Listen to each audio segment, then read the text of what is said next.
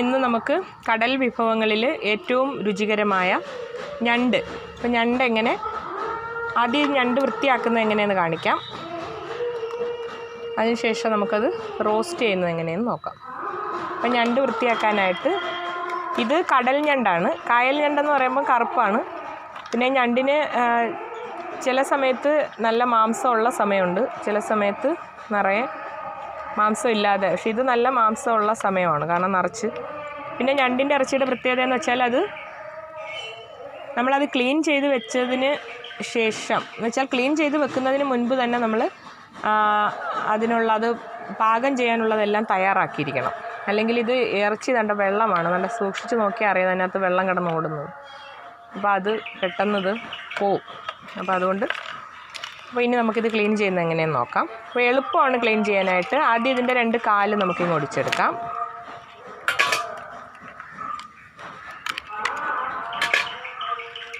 പിന്നെ ഇതാ ഇവിടെ ഇങ്ങനെ ഒരു ലോക്കുണ്ട്, ആ ലോക്ക് എടുക്കണം. അപ്പോൾ ഇങ്ങനെ ഒന്ന് തട്ടുമ്പം തന്നെ അതിങ്ങനെ ഇളകിപ്പോരും. ആ ലോക്ക് വെച്ചിട്ട് ഇവിടുന്ന് ഇങ്ങനെ പറിച്ചെടുത്താൽ മതി. ഇതെല്ലാം വേസ്റ്റാണ്. പിന്നെ ഇതെടുത്ത് കളയണം.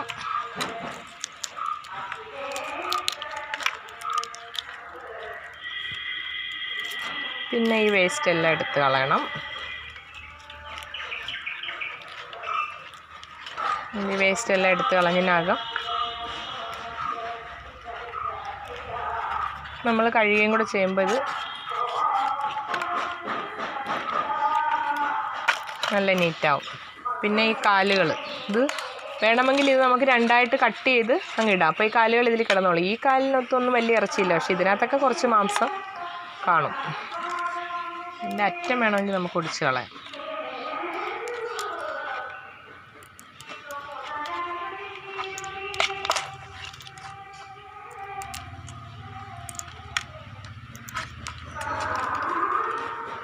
എന്നിട്ടിത് കഴുകിയിട്ട് നമുക്കിതിങ്ങനെ കട്ട് ചെയ്തങ്ങ് എടുക്കാം. ഇതാ ഒന്നുകൂടെ കാണിച്ചു തരാം. ഇതൊരു വലിയ ഞണ്ടാണ്.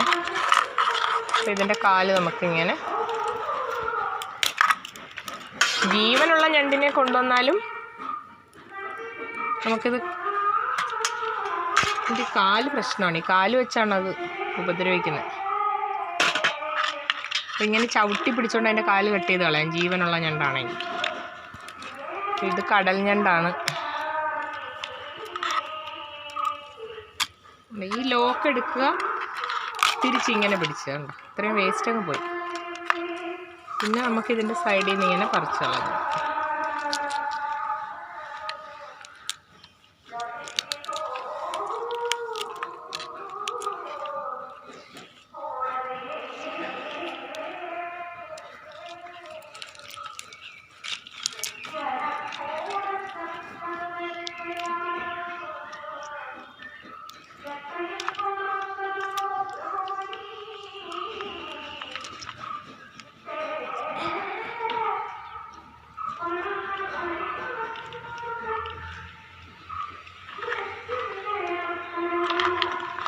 ഇത് കഴുകിയും കൂടെ കളയുമ്പോൾ ഇതിൻ്റെ വേസ്റ്റ് എല്ലാം പോകും. പിന്നെ ഇത് നടുക്ക് വെച്ച് കട്ട് ചെയ്യുക. അതിൽ വേണമെങ്കിൽ അങ്ങ് പറിച്ച് കളയാവുന്നതേ ഉള്ളൂ. പിന്നെ ഇതിനകത്ത് ഇപ്പോൾ ഇറച്ചിയുള്ള സമയം ആയതുകൊണ്ട് നമുക്ക് വെക്കാം.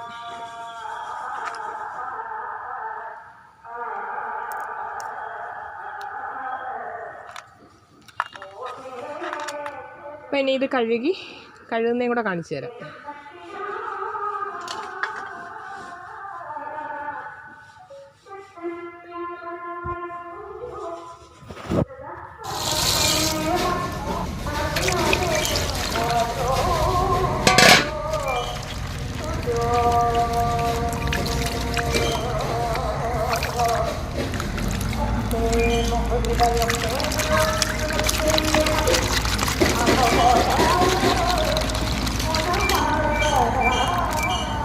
അപ്പോൾ ഇത് നന്നായിട്ട് ഇങ്ങനെ പല ആവർത്തി ഇത് കഴുകിയെടുക്കണം. ഇത് പൈപ്പിൻ്റെ ചുവട്ടിലോട്ട് കാണിച്ചാൽ മതി, ഈ അഴുക്കങ്ങ് പോകും. അതുകൊണ്ട് ഇങ്ങനെ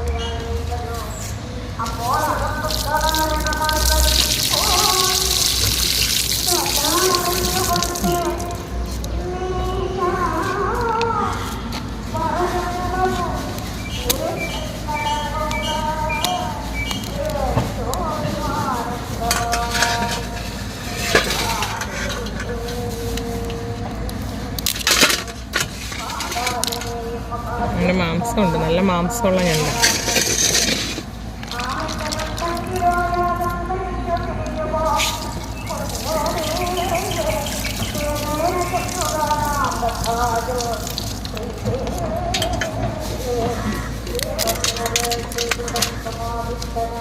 ഉപ്പും മഞ്ഞളും ഒഴിച്ച് നമുക്കിതൊന്ന് വേവിക്കാനായിട്ട് വെക്കാം. ചൂടാകുമ്പോൾ ഇതിൻ്റെ ഇറച്ചി അങ്ങ് ഉറയ്ക്കും, കട്ടിയാവും. അപ്പോൾ ഇത്തിരി ഉപ്പും മഞ്ഞൾപ്പൊടി എടുക്കട്ടെ. അപ്പോൾ നമുക്കിതിനകത്തോട്ട് മഞ്ഞൾപ്പൊടിയും കൂടെ ഇട്ട് ഇതിനെ അടച്ചങ്ങ് അടപ്പേ വെക്കാം. ഒന്ന് ഇളക്കാം. മഞ്ഞൾപ്പൊടി അത് ചൂടാകുമ്പോൾ ഉപ്പ് അലിയുമ്പോൾ അങ്ങ് ആയിക്കോളും.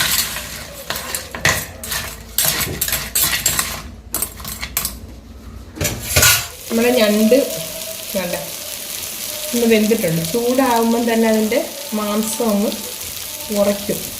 ഉണ്ടോ? ആ വെള്ളമായിട്ടിരുന്ന മാംസം നല്ല വെളുത്ത, ഇത് പുഴുങ്ങിയിട്ട് ഇതിൻ്റെ വെളുത്ത ആ ഒരു മാംസം എടുത്ത് മുട്ട തോരൻ മുട്ടുന്ന പോലെ തോരൻ വെക്കാനും നല്ല ടേസ്റ്റ്. അപ്പോൾ ഇനി നമുക്കിത് റോസ്റ്റ് ചെയ്യാനായിട്ട്, നമ്മുടെ ഞണ്ടവിടെ വേവുന്നുണ്ട്. ഇപ്പോൾ റോസ്റ്റ് ചെയ്യാനായിട്ട് ഞാനൊരു 5 സവാള സ്ലൈസ് ചെയ്ത് വെച്ചിട്ടുണ്ട്. പിന്നെ പെരിഞ്ചീരകവും ഇഞ്ചിയും വെളുത്തുള്ളിയും കൂടെ ചതച്ചത്, നേരത്തെ ചതച്ചത് ഫ്രിഡ്ജിൽ വെച്ചിരുന്നത്. പിന്നെ കുറച്ച് വെളുത്തുള്ളി ചതച്ചത്. പിന്നെ ഒരു 6 സ്പൂൺ മുളക് പൊടി, ചെറിയ സ്പൂണാണ്, 6 സ്പൂൺ മുളക് പൊടി. പിന്നെ ഉപ്പും പെരിഞ്ചീരകവും മാത്രം മതി. പിന്നെ കറിവേപ്പില. അപ്പോൾ ഇത് നമുക്കിനി ഒന്ന് നന്നായിട്ട് വഴറ്റിയെടുക്കണം. അപ്പോൾ നമുക്ക് കടുക് താളിക്കാം. അതിനായിട്ട് കടുകും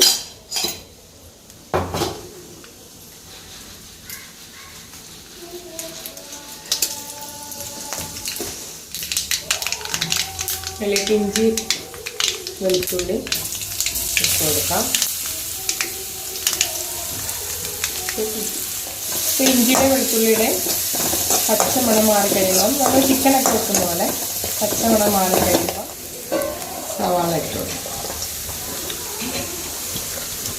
ഉപ്പും മഞ്ഞൾപ്പൊടിയും ഇട്ട് നന്നായിട്ട് വഴറ്റിയെടുക്കാം. കുറച്ച് മഞ്ഞൾപ്പൊടി നമ്മൾ ഞണ്ടിനകത്ത് ഇട്ടേക്കുന്നുണ്ട്, ഇതിനകത്ത് വളരെ കുറച്ച് മാത്രം ഇട്ടാൽ മതിയാകും.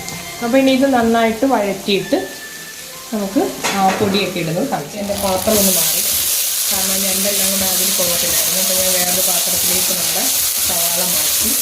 അപ്പോൾ അത് നന്നായിട്ട് വഴറ്റിയെടുക്കണം. നമ്മൾ ചിക്കനും ഒക്കെ ബീഫിനും ഒക്കെ സവാള വഴറ്റുന്നത് പോലെ തന്നെ നന്നായിട്ട് വഴറ്റിയെടുക്കാം. അപ്പോൾ നമ്മുടെ സവാള നന്നായിട്ട് വഴന്നിട്ടുണ്ട്. ഇനി ഞാനൊരു 2 ചെറിയ തക്കാളി അരിഞ്ഞ് വെച്ചിട്ടുണ്ട്, അതിട്ട് കൊടുക്കാം. ഈ മുളക് പൊടിയുടെ പച്ചമണം മാറിക്കഴിഞ്ഞതിന് ശേഷം തക്കാളി ഇട്ട് കൊടുക്കാം. പിന്നെ നമുക്ക് കുരുമുളക് പൊടി 2 സ്പൂൺ കുരുമുളക് പൊടി ഇട്ട് കൊടുക്കും.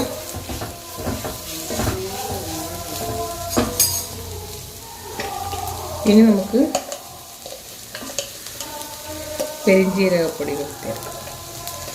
കുറവായിരുന്നുള്ളത് ഞാൻ അങ്ങോട്ട് പെരിഞ്ജീരകപ്പം ഇച്ചിരി കൂടിയാലോ, ഒരു വലിയൊരു സ്പൂണേ ഉള്ളൂ ഇത് കേട്ടോ, ഒരു ടേബിൾ സ്പൂൺ ഇല്ല, ഒരു ടീസ്പൂണേ ഉള്ളൂ. ഇനി നമുക്ക് നമ്മുടെ ഞണ്ട് ഇതിലോട്ട് ഇട്ട് കൊടുക്കാം. നമ്മുടെ ചട്ടിയിൽ വേവിച്ച് വെച്ചിരിക്കുന്ന ഞണ്ട് നമുക്കിതിലേക്ക് ഇട്ട് കൊടുക്കാം.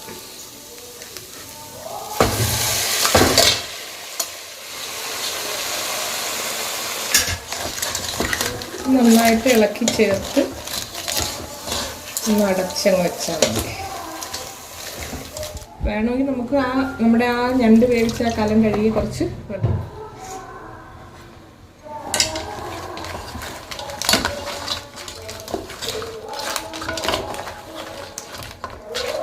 ഷെല്ലായതുകൊണ്ട് നമ്മൾ ഈ ചിക്കനൊക്കെ പിടിക്കുന്ന പോലെ ഒന്നും അതിൻ്റെ തോടിൻ്റെ പുറത്ത് നമുക്ക് ഇത് പിടിക്കണമെന്ന് ശാഠ്യം പിടിക്കാൻ പറ്റത്തില്ല. ഉപ്പ് നോക്കിക്കോണം. ഉപ്പ് നോക്കിയിട്ട് ആവശ്യത്തിന് ഉപ്പൂടെ ചേർത്ത് കൊടുക്കണം. ഇതിത്തിരി വലിയ ഞണ്ടൂടാണ്.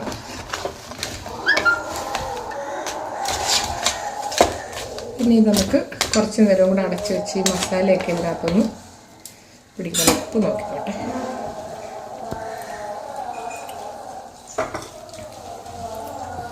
കുറച്ച് ഉപ്പ് ഇട്ടു.